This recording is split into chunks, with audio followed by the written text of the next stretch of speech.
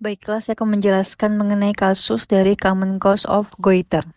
Nah, di sini yaitu pasien neonat, yaitu pasien neonatus atau bayi baru lahir. Screening finding yaitu increase TSH, TSH meningkat, low thyroxine atau T4, yaitu thyroxine atau T4 rendah. Birth history yaitu riwayat kelahiran, born by vaginal delivery yaitu lahir per vaginam atau persalinan normal. Mother yaitu 32-year-old woman yaitu ibu berusia 32 tahun. Gestational age yaitu 39 weeks yaitu usia kehamilan sama dengan 39 minggu. Apgar score yaitu 1 minute, 8 menit ke 1, 8, 5 minutes yaitu 9 menit ke 5 adalah 9. Physical examination yaitu enlarged thyroid gland in the normal position yaitu pemeriksaan fisik yaitu kelenjar tiroid membesar tetapi berada pada posisi normal. Neck ultrasound yaitu confirms thyroid enlargement. USG leher yaitu mengkonfirmasi adanya pembesaran kelenjar tiroid. Question yaitu which of the following is the most likely cause of this patient's finding, yaitu manakah dari pilihan berikut yang paling mungkin menyebabkan temuan pada pasien ini? A. Maternal intake of levothyroxine yaitu artinya konsumsi levothyroxine oleh ibu. B. Yaitu maternal intake of propranolol yaitu konsumsi propranolol oleh ibu. C. Yaitu maternal intake of propylthiouracil yaitu konsumsi propylthiouracil oleh ibu. D. Transplacental passage of thyroglobulin yaitu perpindahan thyroglobulin melalui plasenta. E. Yaitu transplacental passage of TSH receptor stimulating antibody. Artinya adalah perpindahan antibody perangsang reseptor TSH melalui plasenta. Baiklah, jawaban yang paling tepat yaitu C, yaitu artinya adalah maternal intake of propylthiouracil.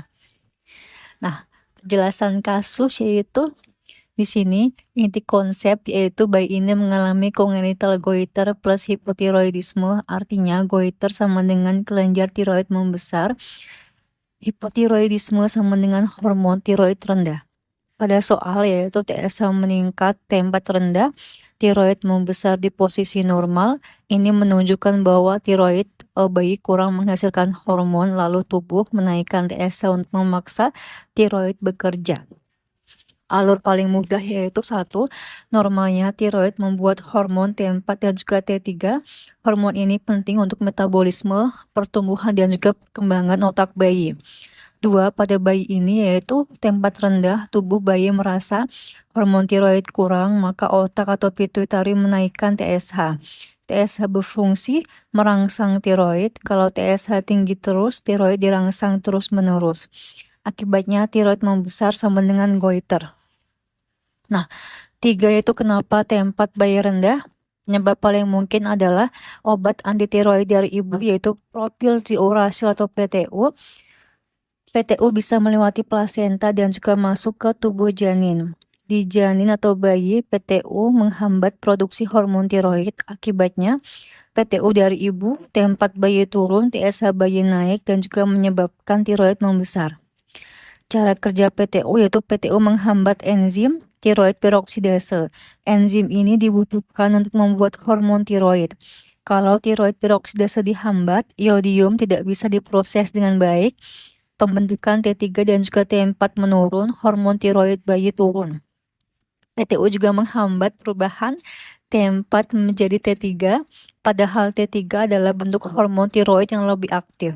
Jadi PTU menurunkan efek hormon tiroid dengan 2 cara yaitu pertama menghambat pembuatan T3 atau T4 di tiroid, 2 menghambat perubahan T4 menjadi T3 di jaringan perifer. Kenapa TSH naik? Yaitu ini karena negatif feedback. Kalau T4 rendah, tubuh akan menaikkan TSH. Bayangkan seperti ini, T4 rendah sama dengan hormon tiroid kurang, otak berkata tiroid kerja lebih keras. Maka TSH naik, TSH tinggi merangsang tiroid terus, tiroid membesar menjadi goiter. Nah, jawaban yang paling benar yaitu C, maternal intake of propylthiouracil. Karena PTU diminum ibu untuk hipertiroidisme, misalkan Graves' disease, PTU bisa melewati plasenta, PTU menghambat produksi hormon tiroid, T4 bayi turun, TSH bayi naik, tiroid bayi membesar. Kenapa pilihan lain salah? Yaitu A. Maternal intake of levothyroxine. Levothyroxine adalah tiroid sintesis, yaitu T4 buatan. Kenapa salah? Levothyroxine digunakan untuk mengobati hipotiroidisme, bukan menyebabkan hipotiroidisme. Selain itu, hormon tiroid ibu tidak mudah melewati plasenta dalam jumlah besar, jadi levothyroxine ibu biasanya tidak menyebabkan goiter hipotiroid pada bayi. Kapan pilihan ini benar? Yaitu levothyroxine benar jika ibu mengalami hipotiroidisme saat hamil. Contoh adalah ibu hamil dengan TSH tinggi, T4 rendah. Diberikan levothyroxine untuk menjaga hormon tiroid tetap cukup selama kehamilan. Jadi levothyroxine sama dengan terapi hipotiroidisme ibu, bukan penyebab hipotiroidisme bayi. B yaitu maternal intake of propranolol. Propranolol adalah beta blocker pada hipertiroidisme. Propranolol digunakan untuk mengurangi gejala yaitu seperti berdebar, tremor, takikardia, cemas, keringat berlebih. Kenapa salah? Propranolol memang sedikit dapat menghambat perubahan T4 menjadi T3. Tetapi efek ini tidak cukup kuat untuk menyebabkan hipotiroidisme berat dan juga goiter pada bayi jika dosisnya normal. Jika propranolol bukan penyebab utama TSH tinggi, plus T4 rendah, plus goiter pada neonatus. Kapan pilihan ini benar? Yaitu propranolol benar jika pertanyaannya tentang mengontrol gejala hipertiroidisme, contoh yaitu pasien Graves' disease dengan palpitasi dan juga tremor. Pasien thyroid storm sebagai terapi tambahan untuk menurunkan efek adrenergik. Jadi propranolol sama dengan kantong gejala, bukan penyebab utama congenital goiter hipotiroid. Nah, dia yaitu transplacental passage of thyroglobulin, yaitu thyroglobulin adalah protein yang dibuat oleh sel folikel tiroid. Fungsinya sebagai tempat penyimpanan dan juga pembentukan hormon tiroid. Kenapa salah? Yaitu thyroglobulin tidak melewati plasenta dan juga tidak menyebabkan hipotiroidisme pada bayi. Jadi pilihan ini tidak sesuai. Kapan pilihan ini benar? Yaitu thyroglobulin penting jika membahas yaitu sintesis hormon tiroid, penyimpanan hormon tiroid di koloid, marker follow up pada beberapa kanker tiroid setelah tiroidektomi. Tapi bukan penyebab congenital goiter pada neonatus. Yaitu transplacental passage of TSH receptor stimulating antibody. Ini adalah antibodi pada ibu dengan Graves' disease. Antibodi ini bisa melewati plasenta dan juga merangsang tiroid bayi. Kenapa salah untuk kasus ini? Kalau antibodi Graves merangsang tiroid bayi, maka bayi akan mengalami hipertiroidisme, bukan hipotiroidisme. Pola lab yang diharapkan yaitu TSH rendah, T4 tinggi, sedangkan pada soal TSH tinggi, T4 rendah. Jadi tidak cocok.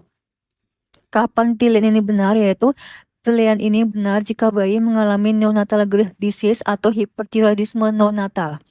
Tandanya bisa berupa TSH rendah, T4 tinggi, takikardia, irritable, berat badan sulit naik, goiter, kadang exophthalmos. Nah, catatan pentingnya adalah pada bayi dari ibu Graves yang minum PTU, awalnya bayi bisa hipotiroid karena efek PTU. Setelah PTU hilang dari tubuh bayi dalam 1-2 minggu, bayi bisa kemudian menjadi hipertiroid sementara karena antibodi Graves masih bertahan lebih lama. Tabel ringkas yaitu levothyroxine efek utama menambah T4, pola lab T4 naik, cocok dengan kasus tidak. Propranolol yaitu mengurangi gejala adrenergik, pola labnya adalah tidak menyebabkan hipotiroid berat, cocok dengan kasus tidak. PTU efek utamanya adalah menghambat hormon tiroid, pola labnya adalah TSH naik, T4 turun, cocok dengan kasus iya.